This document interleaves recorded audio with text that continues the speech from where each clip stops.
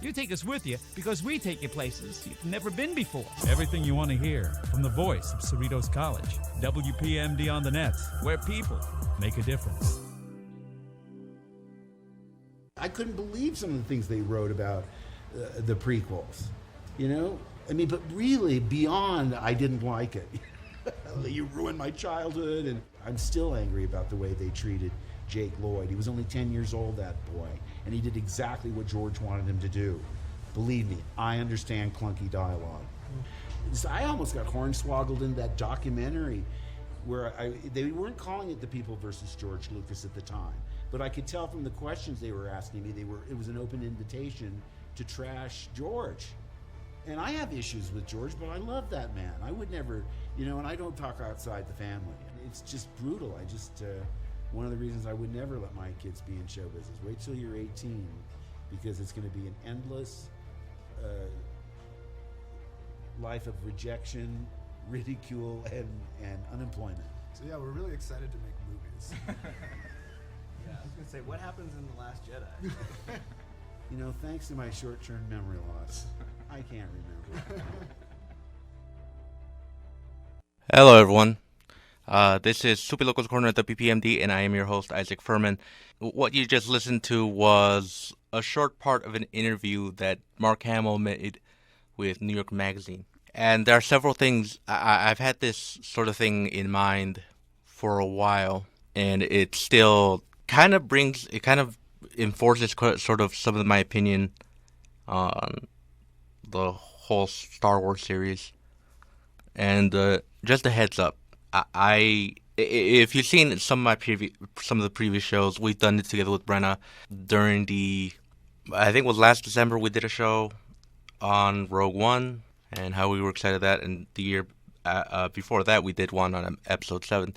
But this is something I just think is worth talking about, because as much as I love Star Wars, I really, really, really hate Star Wars fanboys. I really do. There's nothing I despise more. Well, I mean, there are some things. But I've always really hated Star Wars fanboys. They are the worst of the worst. They're the whiniest, most entitled people you can ever meet in any fandom. The most toxic. And I think Hamill said it best. Because I think what put me over the top in my years of watching these movies, the conversations people have had, have been, I have very little sort of respect or patience with this sort of thing. And I think the worst part was that these sort of things do have an effect.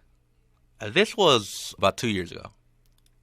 About 2 years ago, you had Jake Lloyd getting arrested for fleeing the police or something. I don't know. That's not important. One of the things I took away from it was that they mentioned at one point that he had schizophrenia. It's definitely something I can relate to, though I am not myself a schizophrenic. Dealing with that sort of thing is difficult. And one of the things you have with schizophrenia is like paranoia. Side note, I wasn't old enough for it, but I think a lot of older people will remember this. Do you guys remember the Noid from Domino's?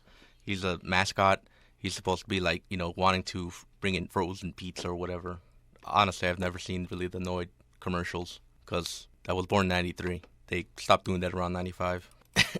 This story, I think, is pretty funny because why they stopped making the Noid. It came to my attention on Crack. A lot of people may know.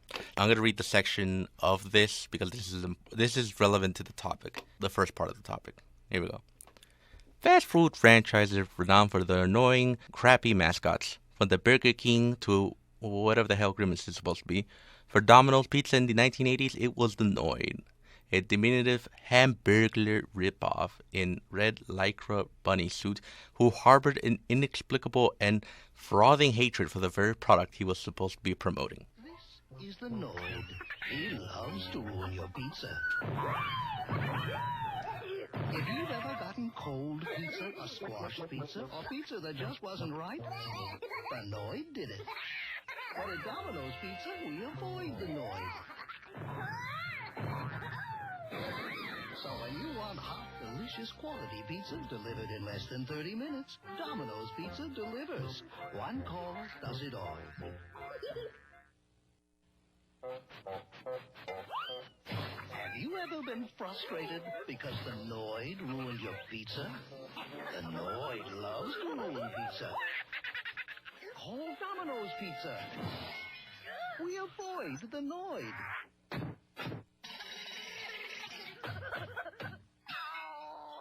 We keep the Noid out and all this quality in. Taste the quality. Domino's Pizza delivers in less than 30 minutes. Okay, I actually don't get the problem, and I may be like a weird guy for saying it, but I thought the commercial was pretty funny. It has a lot of things I like. For example, a character that is scheming for the most petty of reasons. His evil plan is to ruin pizza. Oh. I thought they're funny. And a lot of people don't like them. People don't like the character. That's fine. I can understand some of it, but it is, I will agree, it is a very contradictory campaign. Because you're trying to sell a product, but your mascot is someone who's trying to destroy it. Okay, I'll continue with the article. The Noid infected pop culture so much in the 80s that he crossed into the realm of t-shirts, toys, and video games. And the guest appearance in Michael Jackson's Moonwalker, that's my comment on it. He was in Moonwalker. But he mercifully disappeared from our TV screens by the 90s. Not because the ads weren't selling pizzas, but because of the kind of public relations nightmare that only a mentally ill gunman could create. In January 1989, a man carrying a .357 Magnum revolver broke into an Atlanta Domino's restaurant and held 2 employees hostage for 5 hours. After the police became involved, the assailant began making Hollywood-style demands: $100,000 in cash, a getaway car, and bizarrely, a copy of his favorite book, The Widow's Son, by Robert Anton Wilson. You'd think he could just buy one with $100,000. During the siege, the gunman kept forcing the hostages to make him pizza, as he would. 30 minutes or less, or else. Eventually, the hostage escaped, and a man was apprehended. His name? Kenneth Lamar Noid. That was no coincidence. Kenneth Noid had been suffering from a dark carnival of brain problems that led him to believe that the bombardment of TV commercials inviting pizza vans to avoid the Noid were making fun of him personally. The advertising campaign drove his psychosis to the point that he believed the Domino's Pizza Illuminati were breaking into his apartment while he was away to monitor him. After the incident, as well as a whole bunch of newspaper headlines, the hilarious variation on the theme, Domino's couldn't avoid this Noid.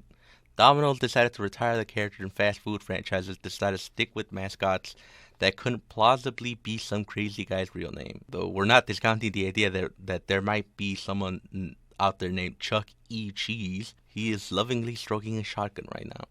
Now, here's something that needs to be pointed out. This happened back in '89 when they held him up. After that happened, Domino's reduced promotional material for the Noid, but they didn't completely retire him until 1995, and there was a reason. Same guy, Kenneth Noid, in 1995 took his own life.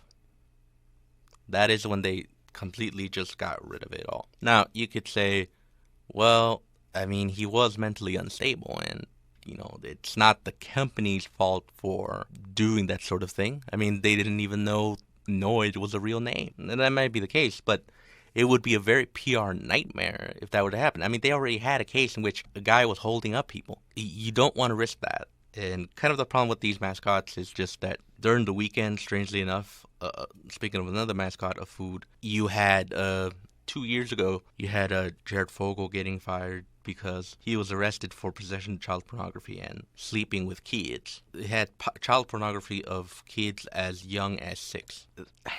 It's kind of hard to avoid this sort of thing. I think when you're making a mascot or having someone be your spokesperson, you're always going to have to be prepared. But anyway, this was about mental illness. So I'm saying that sort of mental illness can be triggered.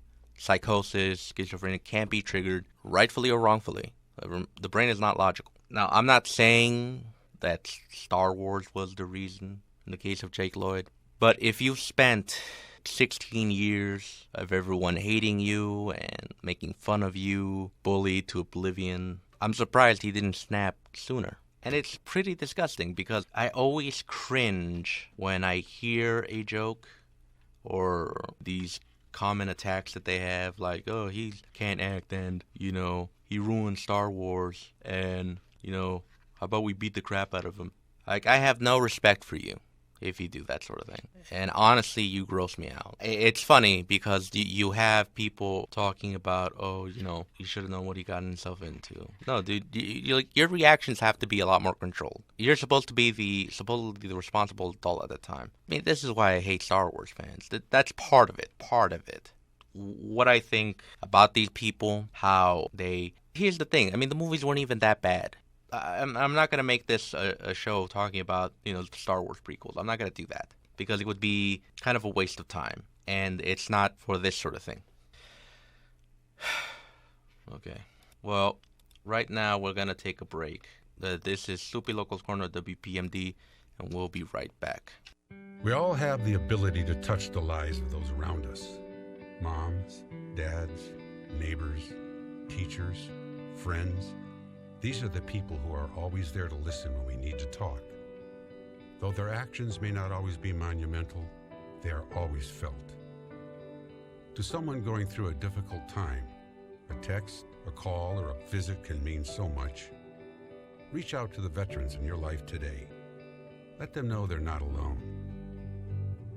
One simple act can make all the difference. That's the power of one. If you're a veteran in crisis or know one who is, visit veteranscrisisline.net for free 24/7 confidential support or call 1-800-273-8255 and press 1.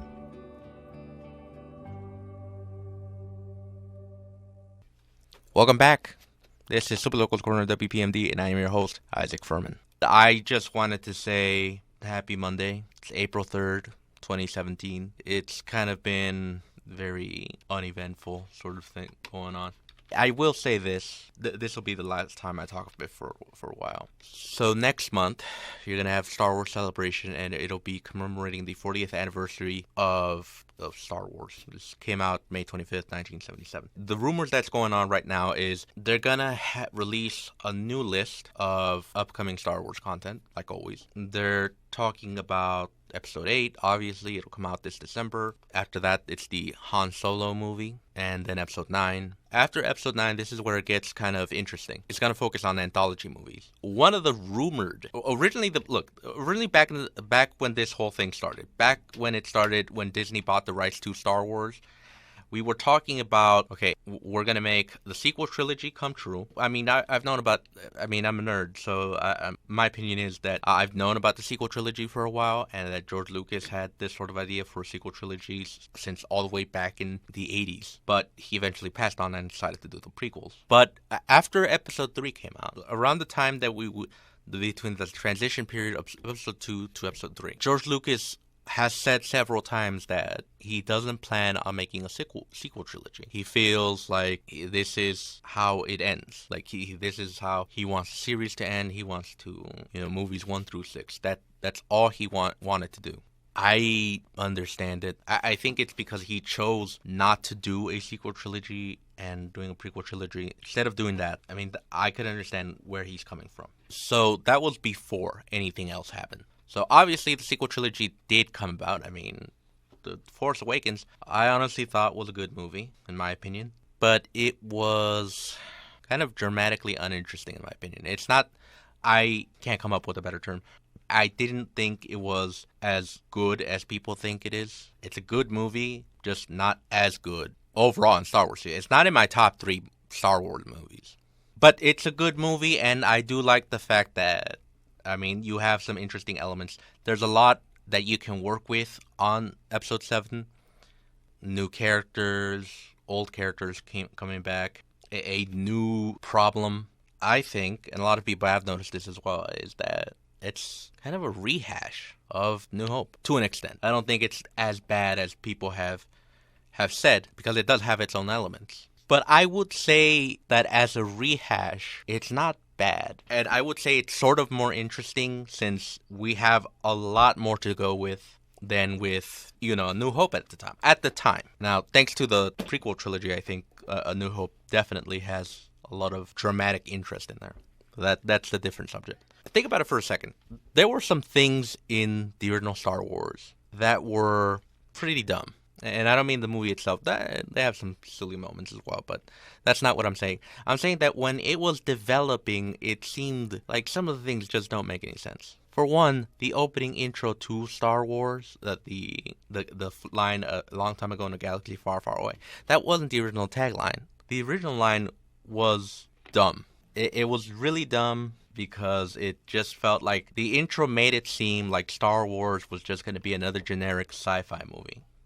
But here's what the original thing was. In the year 3000, when starships hurtle through the galaxy beyond the speed of light, when mankind knows every alien being in an infinite universe, when a robot is more complex than the human mind that made him, when 1 billion suns and all their planets are controlled by a single awesome force, and all the ancient virtues of love and freedom and heroism are being called into question, then, and only then, one man will have an epic adventure, greater than any man has ever had before, and greater than any man will ever have again. Star Wars. There's so many things wrong with the line, and maybe it's my own biases because, and I'm betting to a lot of people, because of how off that thing is. It says, in the year 3000. No. Like, this is what I mean by whole being a generic sci-fi movie. And the reason why that's a problem has to do with the fact that in 1977, when Star Wars was in development, it was very hard to get any studio to go along with it. Lucas was rejected by pretty much everyone, including, ironically, the Walt Disney Corporation. So it's funny. They could have had Star Wars for free in the beginning, and now, years later, they had to buy it for about $4 billion USD. That's what you get when you don't pick right. Yeah, the year 3000. 3000 what? Like, the year 3000, like about 1,000 years from now? If anyone knows right now about the timeline of the Star Wars series, Legends and canon, it's completely wrong. You have the sort of Old Republic, you had the Sith Jedi War 1,000 years prior to the events of Phantom Menace. So it's wrong. When mankind owns every alien being in an infinite universe. Something that you have to note with Star Wars, as big as it is, it's limited to a galaxy. So it takes place in one galaxy. It doesn't go beyond that. As big as it is, it doesn't go beyond that. Robot is more complex than the human mind that made him. Now granted, C-3PO and R2-D2 are pretty complex, and they are pretty human-like. C-3PO more than R2 only because R2 doesn't speak. But even then, the sort of issues with AI, technology, that's never really talked about in Star Wars. In Star Wars, artificial intelligence is just something that's accepted. That's it. When 1 billion suns and all their planets were controlled by a single awesome force. Again, this is never touched upon. And look, I may sound like I'm nitpicking, and I am, but it is kind of weird reading this because of all the things we know and all the things we've seen. I've seen all the movies. I've kept up with the canon. I mean, there's a lot in there. And yes, granted, this was 1976, 77. And I'm talking here in the year 2017, so it's about 40 years later. And a lot can happen in 40 years. When all the ancient virtues of love and freedom and heroism are being called into question.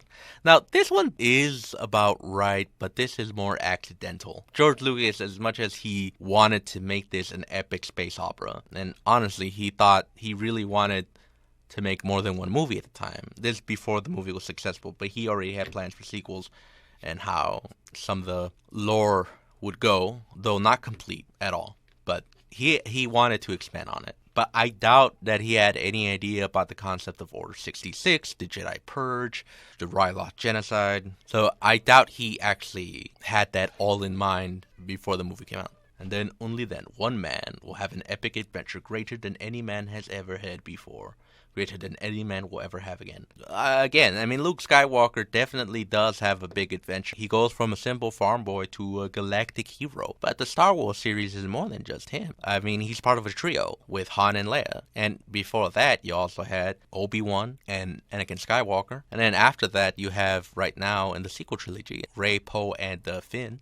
So, I mean, it's kind of not stupid, not even wrong. It's just short-sighted, and it's especially noticeable considering the fact that I think this line is more egregious when you take into account what I just said.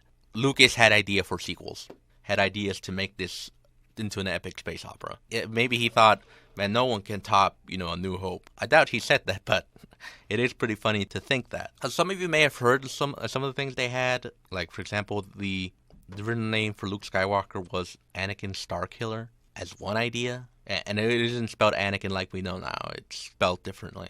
But that was scrapped. Funny thing is, Starkiller eventually was a name they used later for Star Wars The Force Unleashed. Of course, later the whole Anakin thing was used for Darth Vader. One of the original ideas that I saw was that originally Luke and Leia were supposed to be cousins, which I didn't know that, but it's an interesting dynamic. Of course, that never happened, and I'm not going to go beyond that. But I do find interesting some of the early concepts they had, but some of them wouldn't have worked. The whole intro in the year 3000, this is stupid, honestly. It's really stupid. But maybe it would have been a good movie, maybe. But that line does get into the whole idea that it would have been just another generic sci-fi movie, and that's why a lot of people rejected it. They didn't want anything to do with it. At the time, sci-fi was not really good, particularly in film. And granted, Doctor Who and Star Trek already existed back then, but in the case of Doctor Who, it started off as an educational show, and in the case of Star Trek, it had a hard time surviving. I mean, at one point it was canceled, but then it was brought back for one season. And yes, I know it grew a bit, but it took some time for Star Trek to get a following and for it to be taken seriously. 4 years prior to the release of Star Wars, 5 years ago, you had the release of John Carter, and the movie flopped big time. But that movie was in development hell for a long time. And part of the reason why John Carter failed financially, Disney did a very poor job at promoting it, and they waited too long to release the movie. The movie is the product of its time. It was originally written by Edgar Rice Burroughs. What I mean by it being the product of its time has to do with the fact that if this was in any way accurate to how science functions right now, it wouldn't take place where it would be. Unless there are some modifications you can make. Like, for example, John Carter is transported to the future to a terraformed Mars. That would be interesting, but that's not the case. The original Princess of Mars, which is what the first book was, came out in 1912.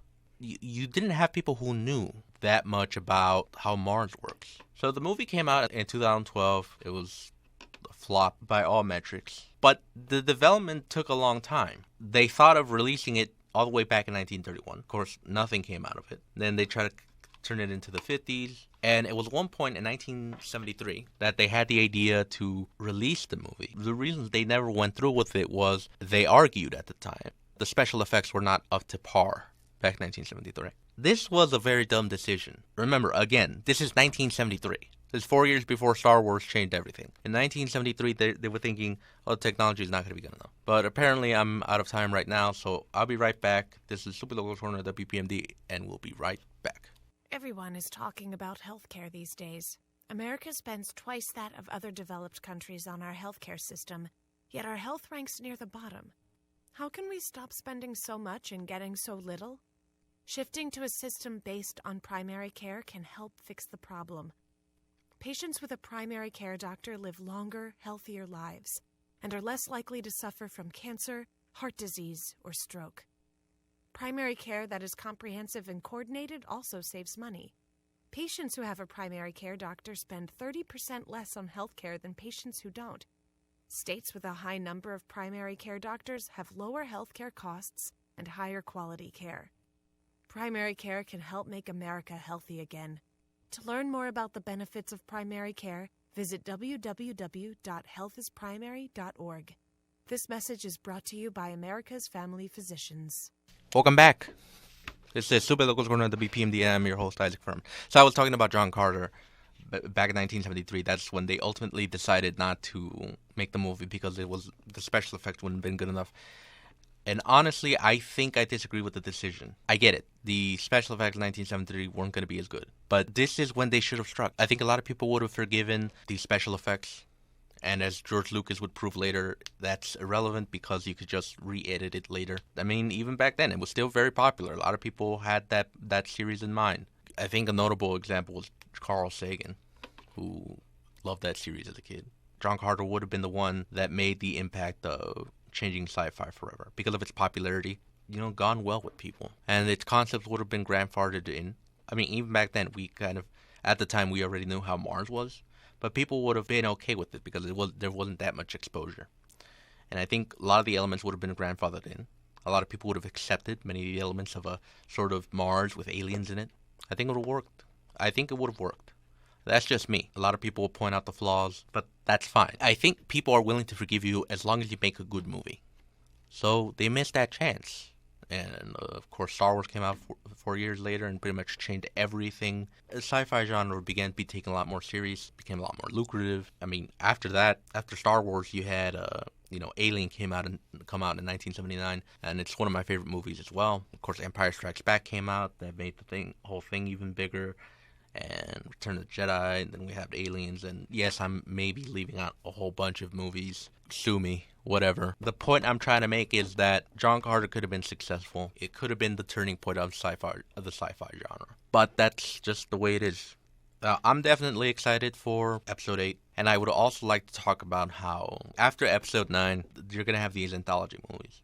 Originally, the idea was, back in the beginning, to make a Boba Fett movie. Of course, that project was ultimately postponed, not canceled, because I think it would be stupid to cancel it, but it was postponed because of the director, Josh Trank. He was ultimately kicked out because of his attitude during the filming of his other movies, and because of Fantastic Four. So it got postponed. So one of the rumors that came out was in Star Wars Celebration, they're going to announce their next projects. Not all of them, because I highly doubt they're going to, well, let me just say this first. The Han Solo movie will be coming out next year. Then you'll have the Boba Fett movie. It is going to be brought back. Hey, along the way, hopefully they make Star Wars 1313. Why not that? It coming back would be nice. They're also talking about an Obi-Wan movie, specifically in his time in exile, and they're bringing back Ewan McGregor. And that's the one I want to see the most. They're saying that the Ewan McGregor Obi-Wan's exile movie will be the third movie, while the Boba Fett movie will be the fourth. That's the rumor right now. They will make an announcement on Star Wars Celebration. They will confirm whether these rumors are true or not. Another rumor I heard, that after the anthology movies are over, they're going to stop making Star Wars movies. And they're going to focus their resources more on TV rather than just making movies. And they're going to wait a while, because as the rumor said, they don't want any fatigue, you don't want the audience to get tired of Star Wars. As I've said before, I am a big fan of Star Wars, so more content is always a good thing for me. But I get it, and not everyone is going to be keeping up with everything. And of course, the rumor also says they're planning to make a fourth trilogy, that's 10, 11, and 12. Now, I doubt that Disney will say that part. That I think that's more of a memo, and I think they will not say that part because I find it sort of self-defeating, and it doesn't sound like it could. It might rub people the wrong way, and a lot of people know this. They get the feeling, thinking, well, that sounds like something they would do, but telling them doesn't make people comfortable. It doesn't make people comfortable on that fact. I think when people want to know about that, they'll know it when you're near that time, but they don't want to talk about it, a decade before. Especially when you're working on movies right this instant. I'm most excited for the Obi-Wan movie because it will bring back Ewan McGregor, and I think he was great as Obi-Wan. Honestly, I think he was better than Alec Guinness. And yes, people will burn the blasphemer. How dare you, shut up. I don't care. I'm not gonna take seriously the opinions of horrible people. If I already despise you, I really don't care about that you're offended by my opinion. I don't even like you to begin with. Why would I want to impress you? Alright, so we're about done here, guys. This has been a pretty interesting show and a little off topic. But I am grateful for the audience that's listening. I am grateful that I am able to do this show. I give a shout out to Casey Petrowski, who is the guy in charge of the station, who's been really cool. And if Brenna's listening, I'm thanking her for helping me, do this show and try to help me do it by myself. So this has been Supyloco's Corner WPMD. So from sea to shining sea, this is WPMD.